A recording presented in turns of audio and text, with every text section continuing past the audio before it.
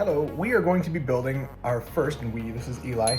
We're going to be building our first computer, Eli's first computer, my first show computer. I've built lots of computers, but I've never built one that is pretty and for show. So here we go. We're going to be working today with a Lian Li 011 Mini white case. We've got some Lian Li SL120 Unifans. We've got 9 of those. I have 2 16 gig packs of Vengeance RGB RAM, so 32 gigs of RAM, a Corsair 750 small form factor power supply, a Western Digital SN850 NVMe drive that is crazy fast, like 7 gigabit a second. We have an AMD Ryzen. This is a 5000 series 5900X CPU. We've gone ahead and done the Lian Li Galahad 240 AIO cooler, the Asus Prime X570 Pro board, and of course some white sleeve extensions for the build. We're excited. We're gonna learn some stuff along the way and hopefully make a very cool machine. If you notice, there's no graphics card because right now graphics cards are like trying to buy unicorns, and unicorns are very, very expensive and impossible to find. So we'll be taking the graphics card from my current computer, which is a 1066 gig, until we can source a 3080 card to upgrade, like maybe in 5 years. What do you think our first thing we should use is? What's our first part to open? The fans, because they have lights on them. RGB is cool. It does make things go faster, but... Wait, is there a correct answer, or is this just my decision? Where should we start? What do you think of all these parts? We have hard drives and fans and a motherboard and RAM and a processor. What do you think is the heart of it all? Processor. Processor, okay. We can look at the processor. Which one is the processor? Which one is the processor? That's a good question. This one. Oh yeah, you got it, okay. Yeah, this one. So if that's the processor, what does that plug into? Is it this, or is that for something else? That's the cooling for the processor, but where does the processor plug in? What do you think? Does it plug into something that's controlling everything? Maybe like something in charge of everything? I don't know what it's called. Who's in charge of our household? You. Oh, motherboard. Motherboard! Oh, there it is! So let's start with the motherboard. We'll open that up. What do we got? A big fat chunk of stuff. This is a protective bag, so this is an anti-static bag. So this will stop your static electricity on your fingers and stuff, because it's, you know, if you get static shocks on doors, that can like fry the electronics. Oh, there's also these tiny little parts. Some little parts and screws in there. So we'll set these up here for now. What about this? Just toss that over there somewhere. Yay! Perfect. So I'm gonna give you a little heads up on what all this stuff is, okay? So first off, this is the side of the computer a lot of people see from the outside. This is your I/O board, okay? So this has your inputs and outputs. I/O, input and output. Okay, so is like that where you plug in all your USB cables and stuff? Yep, where all your USB on cables your on computer? Right. The only thing that's not on here is the graphics port, which there is one, but our CPU doesn't have graphics capability. So we're gonna put a graphics card in that will go in one of these slots, and you'll see a graphics port over here. This is a fan in here, and this will cool the south bridge, and this is what will handle communication between the processor and various cards in here. You have these giant silver heat sinks right here, okay? These are cooling down all of the little VRAM chips and things that are on the board. You've got 4 slots here for your RAM chips, your memory. These are your expansion slots. These are PCIe slots, okay? PCI Express, PCIe. And your video card will go in one. You can have a second video card if you really wanted to. And you can have other expansion slots for things you can buy for any kind of add-on you can imagine. And it also looks really cool. It does look cool. And I purposely picked this because of the white design. So we're gonna try and build as white as possible. There are lights on this, yeah. So this is a power port, so all the power that powers your motherboard gets plugged into here. That's what this giant cable here is, okay? Yeah, I thought of that. So that's gonna go into there. So there's some extra power to the board down here. And then you've got all your little plug-in spots down here. These are for things like USB ports on the front of your case, or sound ports, and the different little power buttons and things on your case. They all connect into these ports to make sure that things can turn on and off. And then on the back side, you've got some other ports here for like hard drives and CD drives and things like that. So that's pretty much everything. I mean, there's little fan headers and things where you can plug in the fans that we're gonna plug in. Oh, and last thing, this is a heatsink here as well that covers the, it's called an M.2 drive, which is our storage. So this is like your C drive where you store your files, okay? So that plugs into one of those and gets this heatsink over it. And then there's another M.2 slot on this particular board right here that does not have a heatsink, but that drive really needs a heatsink. So back to the first thing you said was we're gonna do the processor. Boom, okay. Oh wow, it's just this tiny It's little a tiny little chip, yeah. chip. But on that chip are thousands and thousands of little pins and all the various cores and things that do all the How tasty thinking. is it? I would not eat that. What we're looking for in this processor, if you look on your chip, the corners, one of them has a dot. There it is, dot. So that dot lines up with, on your thing here, this little triangle. But before we can drop that in, we have to open up the socket. So we're gonna take this little metal bar, slide it over to the side and up, and just lift it out of the way. So that opens up all of the pin holes. On the bottom of this, you'll notice all the pins. Wow. Isn't that crazy? Yeah. Even one of those gets bent, then the whole thing's shot, and you gotta get it fixed or replaced. Should you not touch You those? do not want to touch those. But you also want to be very careful when you drop this in. Then it aligns. It's not all the way down on this side. It doesn't look like it. Well, we haven't locked the bar yet. Oh, you were right. Look at that. It just dropped a little more. There Glad we you're go. paying attention. I don't want to touch the top either because we're going to put some thermal stuff there that you'll want to not get your finger grease on. So now push this down. Go ahead and push it down. It's going to feel kind of some pressure, and then tuck it under that bar. Good job. What's our next step? What about the cooler? The cooler. That's a great choice. How'd you know? Because it cools things down. Yeah, okay, let's put the cooler on. I had to go with the 240 because of size in this case. You can't do a 360 on the top, even though you have space for 3 fans, because the depth would hit the motherboard because it's a shorter case. So you can only do a cooler in the back, which is a 240 space, or on the bottom, but you never want to do an AIO where the pump is the highest thing in the case. Any air that's in the line will go up and build bubbles into the pump, and you're gonna burn your pump out, or you're gonna hear a lot of noise, and it's not good for it. So we're gonna mount on the side here a 240 and have the highest point be above the pump where the air can gather at the top of the radiator and it won't matter. So we have our 2 unifans hooked together here, daisy chain, which is a very cool feature, and the control cables for it. We're gonna use these on our radiator for the Galahad instead of the ones that come with it. When you're installing fans, the important thing is to know which direction you are pushing or pulling your air. In our case, heat is always gonna rise. So we're gonna have at the bottom of the case some fans pulling cold air into the case, and then at the top we're gonna have fans pushing hot air out of the case. That said, we're gonna have an airflow pattern kind of going like this from bottom to top. We're gonna have an exhaust fan on the back to pull air out away from things as well.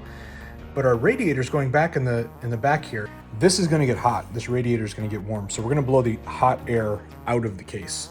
So we're gonna have 3 intake on the bottom, 2 out there, 3 out there, and 1 out there. So we're gonna end up with 6 out, 3 in.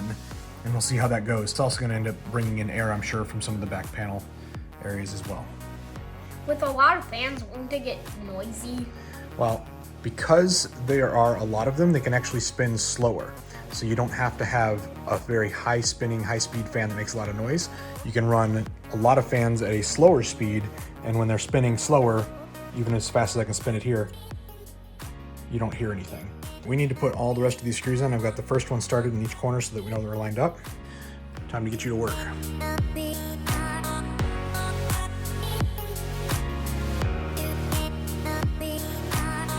We are at the point of thermal paste. So we have our fans all screwed down thanks to Eli.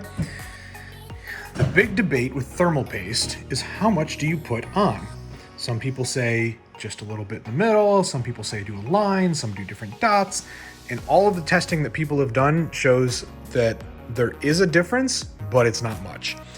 The biggest deal is you want to make sure that your thermal paste will cover everything once it's squished. On a AMD processor, this whole thing needs to have it. On a Intel processor, usually you can just see the little chips, and like a little pea-sized dot is great. Because this is a bigger one, I'm actually gonna go with the method of a line. I'll do like this, and then I'll take a card or something and scrape it to have a thin layer on everything. All right, so here we are. We have our thermal paste on the CPU, and I did what's called seasoning on the contact copper plate for this, which is similar to the thermal die. It's some people do it, some don't. I've always been a fan of it. You basically put your thermal paste on that surface as well, and then you scrape it off. And the reason you scrape it off is because that lets it fill in all of the microscopic gaps and such that might be in the metal surface. And then you scrape off any excess so you don't have a really thick pad of thermal paste when you're done. But that seasons the surface for you to connect to. And then we have a thin coating on our die. So we're gonna put this on. And this, for AMD mount, has these little brackets that we just hook on to these little hooks. So Eli, if you wanna help me with this, I can't see on that side. See if you can't get that on that for me. Oh, don't pull. We're gonna push down. You got it on? Yeah. Great. So we are clipped. Now we're gonna take a screwdriver and we're gonna secure these down just to tighten it up on either side. Do that side for me until it basically doesn't go anymore. What do you think the next thing is we should do? I'm gonna say the one that has the lights on it. The RAM. Great choice. That's what I would do.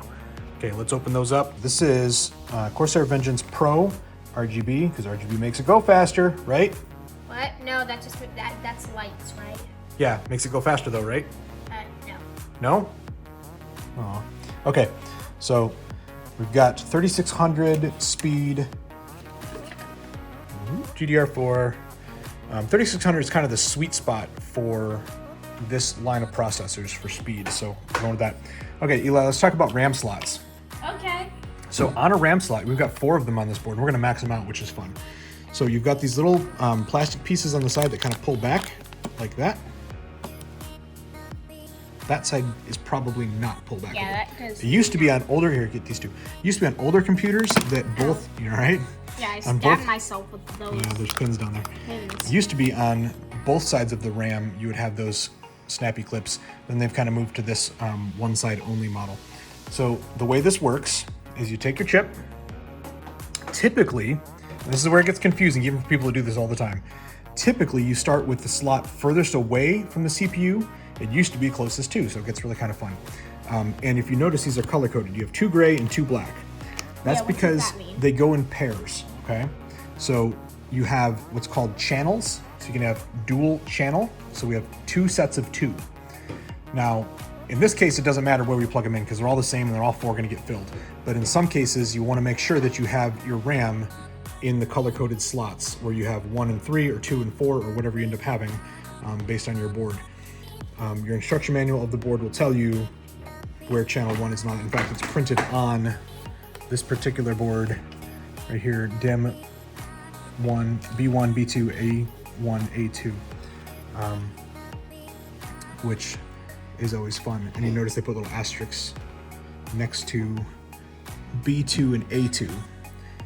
I'm guessing because that's the defaults that you want to fill. So for us, it doesn't matter, but you get faster speed if you keep them separate if you only have 2 chips. So we're gonna put all 4 in. So let's take the first, and if you look at the chip, you've got some cutout notches on the side. Yeah. Those are gonna get hooked into these containers, and you'll also notice that the bottom, the left side has less pins than the right side, so it only fits with this little notch in the middle and that little bump in the slot right there. It only fits one way. So our longer side, that would not line up the way I've got this right now. I've got to flip this around. And then put it in like and then put it in like that. So we're gonna put the side that's stiff right here first. And then once that's in, we're going to push down into this, line it up on this side,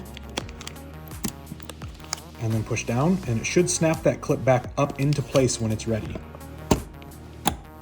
See how it snapped back up? Yep. So that is seated, and then we're gonna do the other 3. Can I try one? Yep. Good job. Let's get the other 2. Now we have all 4 RAM installed. What do you think is our next option? What's that? I don't know. I forgot. Let's talk about real quick the parts of a computer then. So we've got this is our processor. It gets cooled down. What's it do? It does the thinky thinky. all the thinking. You're right. Okay, you've got this. This is RAM. So this is very high speed storage, but it's temporary. Every time you reboot your computer, whatever's on here goes away. So this helps transfer data, store things that are very, very fast from like loading a game. This might hold the level, things like that. But as soon as you reboot, this gets cleared out. So you wouldn't have a level if it was loading a level? So, well, we need somewhere for this for data to go permanently that we save files to. That's what that is. Oh, is this a hard drive? Well, it is a modern day hard drive. It looks like a RAM stick, but it's actually solid state storage. So there's no spinning parts. It is completely solid. We have a dog visitor. Hi, buddy. It is completely solid. There's no moving parts, and that stores all of our data. But this gets very hot. So we need somewhere we can plug it in that will have a heatsink, and that's what this is. So let's take that heatsink off. This particular motherboard comes with this heatsink. This heatsink will only work on this M.2 slot right here. Okay, it doesn't have anywhere to attach over here for this one. However, this drive does not come with a heatsink, and it needs one. So we have to do it on that back port where this can attach, because I don't have a spare one for this. I didn't buy one for this. I might need to. Here's why it matters. This M.2 slot that is closest to the processor is going to run at PCI 4 speed, which is a new thing. It's very fast. Let me clarify. It runs at 4 speed from the processor, direct connection. This one runs at 4 speed as well, but it goes through the south bridge, which slows it down slightly. Not a massive difference, but it is a difference. On our drive, you see that this too, like the RAM, has a slot where this can connect to our connector. So if we put this in, it kind of goes in at an angle, and then we push it in all the way, like that. And done, right? No. No? Doesn't look done? What do we gotta do? Do we just push it down? Yep, you got it, man. Well, it's not staying. Now what? Where are the screws? Where'd you set Screws? them, Dad? What screws? Do we use screws on Oh, this? you're right, we do. Look. So we have, these are our standoffs that can move, but depending on how long your drive is, so we're gonna put one of those in, and then you've got little screws that hold it in place after that, and then our heat sink, which we'll peel this tape off of and put on.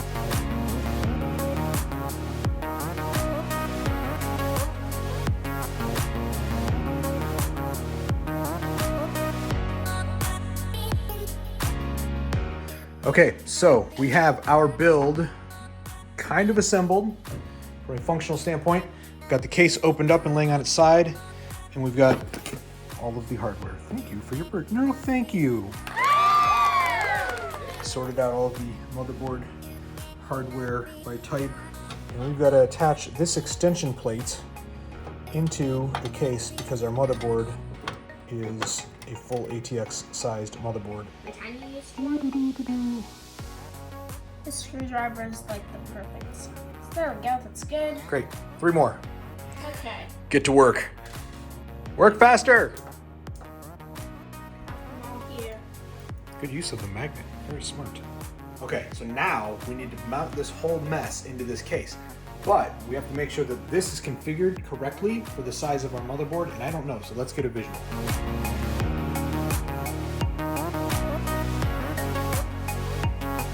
Now we're going to kind of pick up and align to our screw holes. This actually went in very smoothly.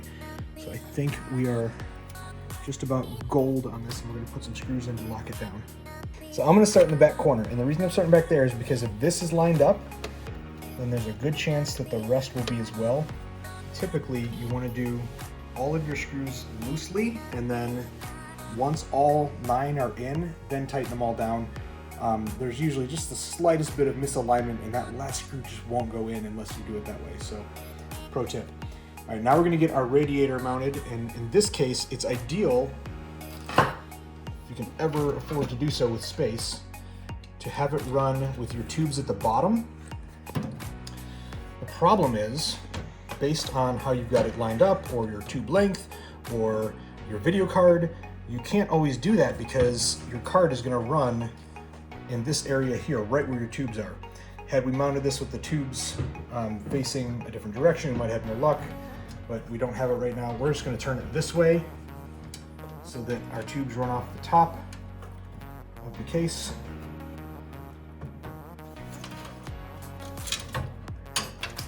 mount the AIO on the back plate here. So I'm gonna get those screwed in next.